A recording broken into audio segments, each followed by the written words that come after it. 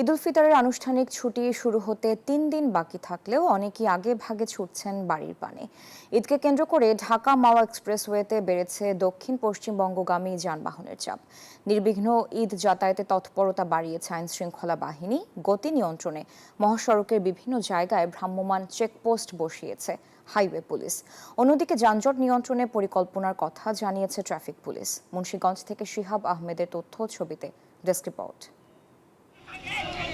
এবারের ঈদের ছুটি শুরু হয়েছে আগামী ২৮ মার্চ থেকে। এরই মধ্যে পদ্মা সেতু হয়ে দেশের দক্ষিণ পশ্চিমবঙ্গগামী যাত্রীরা বাড়ি যাওয়া শুরু করেছেন।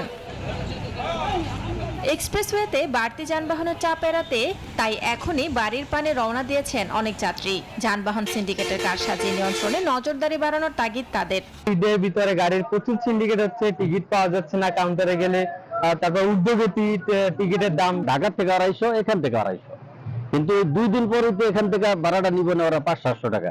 আইন শৃঙ্খলা পরিস্থিতি খুবই ভালো, কোনো ধরনের কোনো সমস্যা, কোনো ঝামেলায় কোনো যাত্রী পড়তে হচ্ছে না।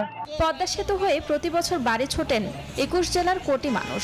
এবার তাদের যাতায়াত নির্বিঘ্ন করতে এক্সপ্রেসওয়েতে টহল থাকবে সেনাবাহিনী সহ বিপুল আইন শৃঙ্খলা বাহিনী। এছাড়া দুর্ঘটনা রোধে বিভিন্ন পয়েন্টে অস্থায়ী গতি নিয়ন্ত্রণ চেকপোস্ট বসানোর কথা জানিয়েছে হাইওয়ে পুলিশ। আমরা ইতিমধ্যে দিনের বেলা ৩টা, রাতের বেলা ৪টা টিম কাজ করে, আগামীকালকে থেকে আমাদের ৮টা টিম কাজ করবে। সেই সাথে জেলা পুলিশের সঙ্গে আমরা সমন্বয় করছি, বাংলাদেশ সেনাবাহিনীর সঙ্গে আমরা সমন্বয় করে টিম ওয়ার্কে আমরা কাজ করে যাচ্ছি।